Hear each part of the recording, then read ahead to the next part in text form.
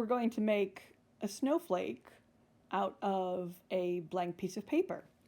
Now, you want a square for making your snowflake. However, most pieces of paper don't start off as a square. So if you don't have a square, you just have a regular piece of paper, here's how you turn it into a square.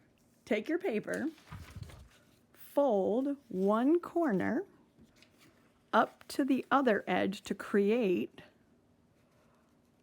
sort of like a triangle, at least there. So you see, now hopefully you've experimented enough with triangles and squares to know that we can create two triangles by dividing a square in half. So what we're going to do is just slice this piece off and we'll have a square. So you just take your scissors and give it a cut. And that's a great, easy way to turn any piece of paper into a square. And that also gives you the largest square possible. And there you can see my two triangles once it's folded.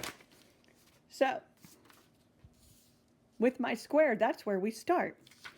We fold it into a triangle, a large triangle first.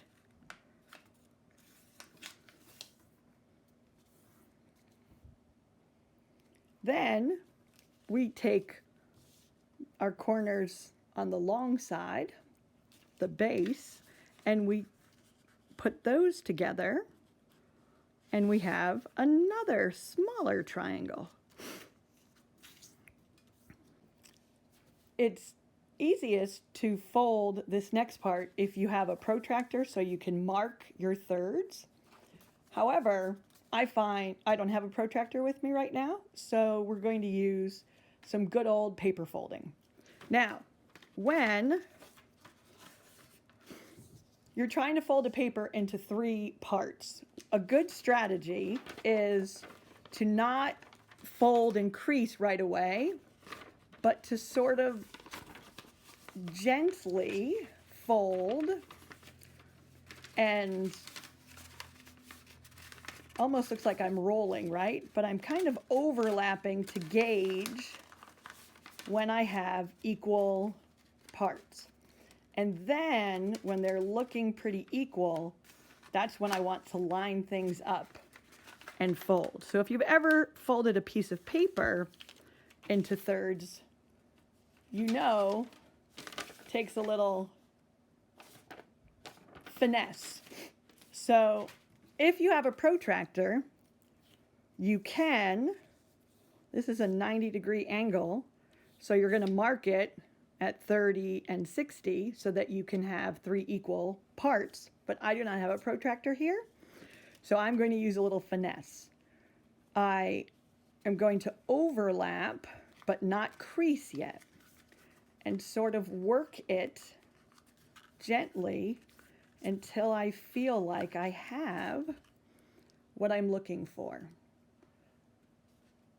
And they're snowflakes. Snowflakes are unique, and it doesn't matter if we're not 100% perfect. It's still going to be beautiful. I just want to make sure back here is folded over very well too. And when you feel like you've got it, give it a crease. Now, if you're planning to make more than one, if you take your time and get your first one folded really well, you can use this and mark other ones to help you. Make it maybe a little easier. So then, you can see we have 2 sides. On one side, you can see the horizontal line here of this paper. We want to have that side up so we can cut those off.